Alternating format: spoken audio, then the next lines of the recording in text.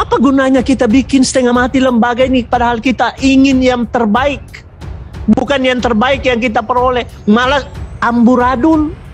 Ngapain kita capek-capek menyeleksi, menetapkan? Revisi undang-undang bubarin aja, kasih semua kepada LKPP, kasih bina konstruksi. Capek Pak. Kalau kita turun ke bawah itu, waduh, itu LP2JK itu kayak Tuhan, pokjanya nabi semuanya.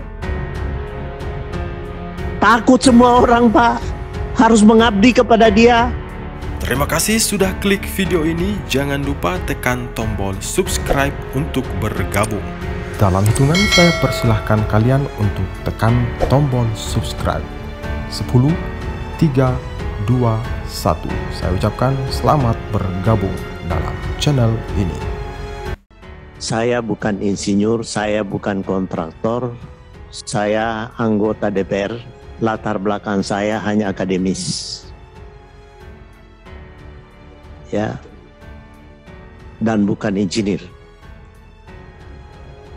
Mengamati perkembangan yang ada sekarang ini, ada beberapa catatan yang menurut saya perlu dievaluasi dan ditindaklanjuti. Saya menggarisbawahi apa yang disampaikan oleh adinda saya, Pak Suryadi tadi.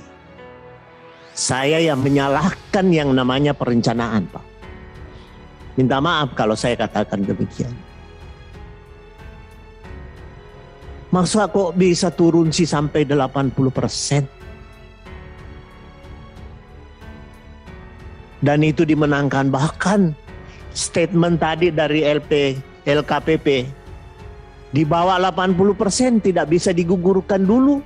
Harus dievaluasi lagi. Ngapain lagi mau dievaluasi? Berarti tidak ada standar yang digunakan yang tepat. Selalu standar ganda terus kita lakukan gitu loh.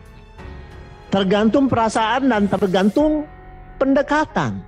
Mohon maaf.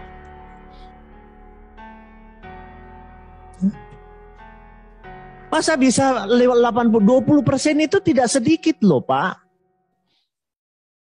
Untuk apa ada Biro Perencanaan di Kementerian PUPR? Ahli-ahli semuanya. Berhadapan di lapangan bisa turun 20%, luar biasa itu angkanya. Ini sedih rasanya Pak. Dan baru kali ini muncul persoalan-persoalan ini. Yang lalu ada mungkin tapi tidak sebesar seperti ini gitu. Saya tidak tahu apa yang terjadi sih sebenarnya. Belum lagi ada LPJK yang kita harapkan bisa membantu dan mencari solusi dan bisa melaksanakan tugas membantu kementerian dalam jasa konstruksi. Ternyata juga tidak bergerak apa-apa. Sependapat saya dengan Adinda Bob tadi, bahwa LPJK itu tempatnya orang pensiun. Dan kalau memang tidak ada fungsinya Pak Ketua, dibubarkan aja Pak Ketua. Ngapain kita capek-capek menyeleksi, menetapkan? Revisi undang-undang bubarin aja, kasih semua kepada LKPP, kasih bina konstruksi. Capek Pak. Kalau kita turun ke bawah itu, waduh, itu LP2JK itu kayak Tuhan, pokjanya nabi semuanya. Takut semua orang Pak, harus mengabdi kepada dia. Sebab saya nanya saja mau melakukan ya atau tidak. Disitulah hidupnya, memutuskannya ini pemenang, ini tidak pemenang.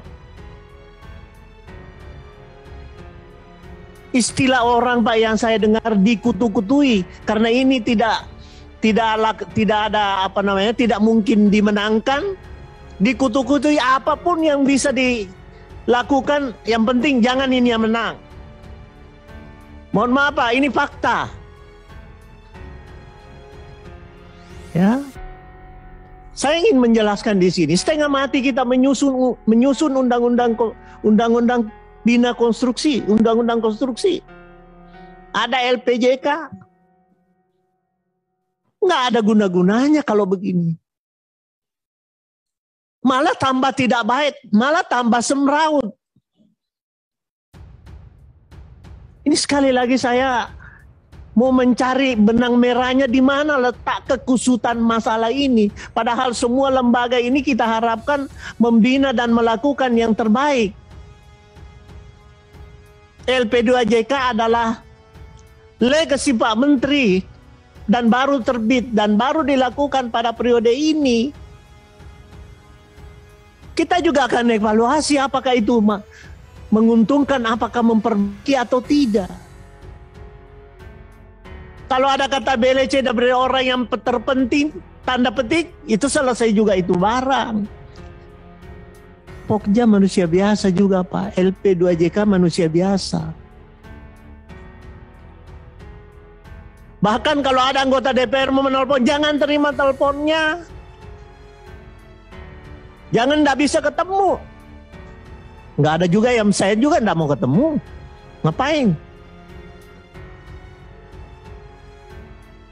Ini Pak, tolong dipikirkan dengan baik. Di mana letak masalahnya ini, semakin hari semakin ribut persoalan tender-tenderan ini. Apakah solusi yang disampaikan oleh LKPP tadi ini ada 8 solusi, judulnya solusi dalam pengadaan jasa konstruksi. Apakah itu hanya sifatnya narasi, apakah itu pembuaian saja atau mimpi saja? Saya juga tidak tahu di mana letak fungsi Bapak sebagai unsur pengawasan di sini. Nggak ada.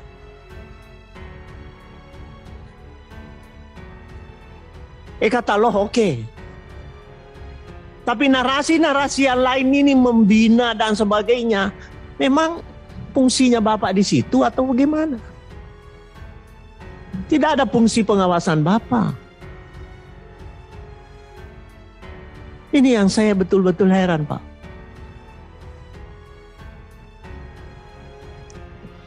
%20 itu, Pak.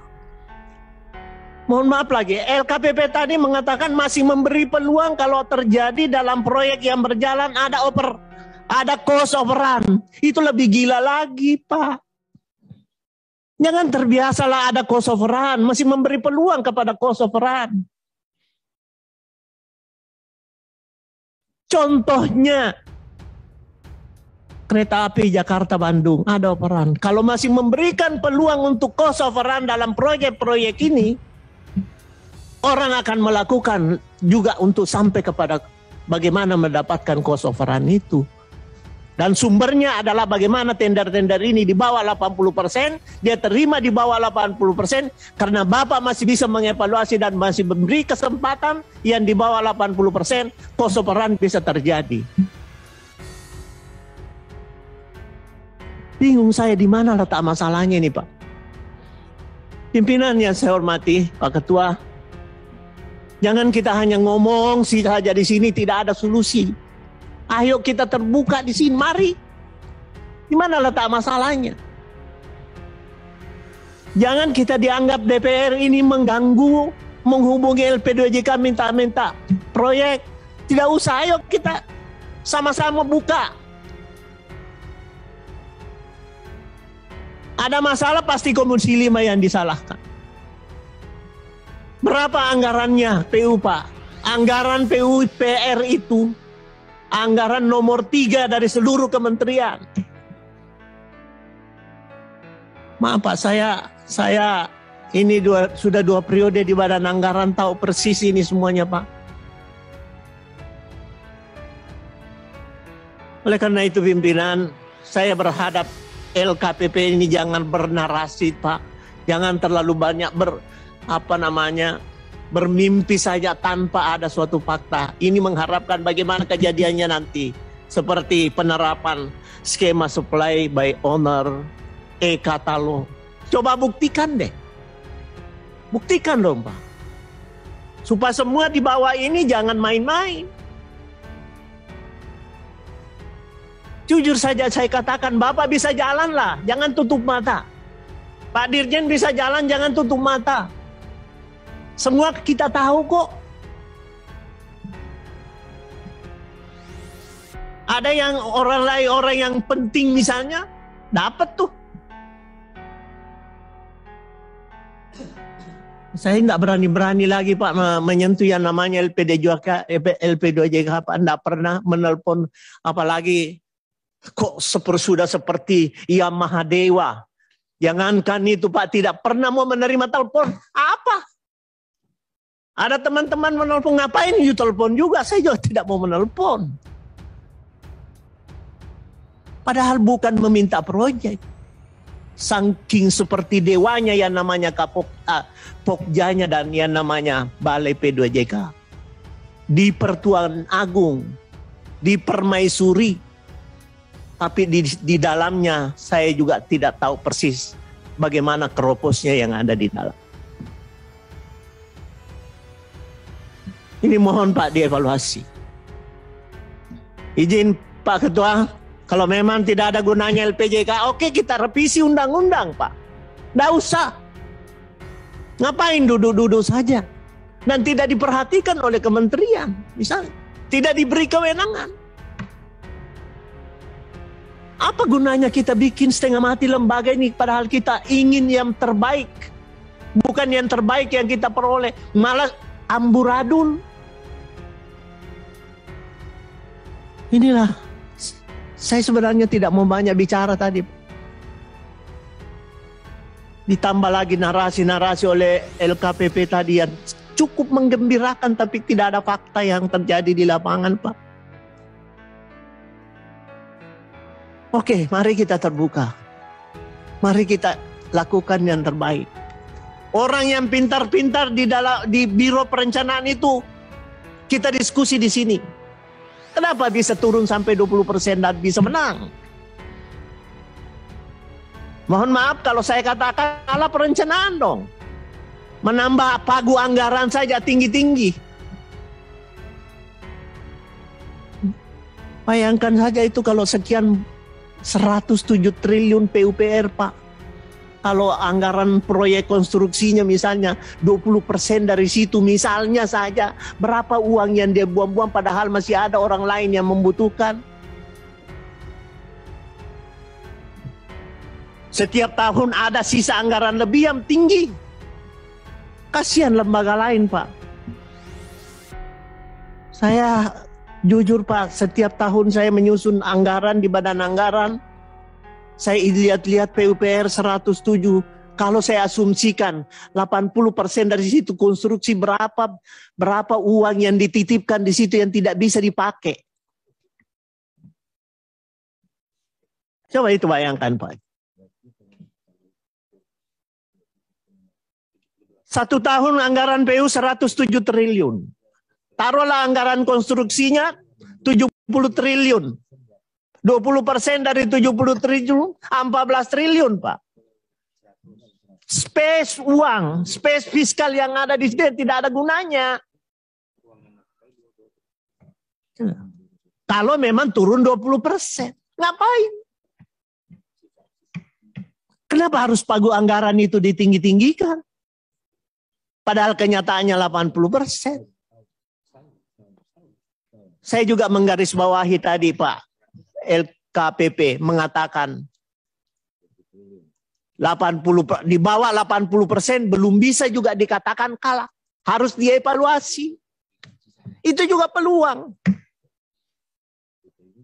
Teman-teman tadi sudah menyampaikan kenapa yang tidak 80%, 80% ke bawah.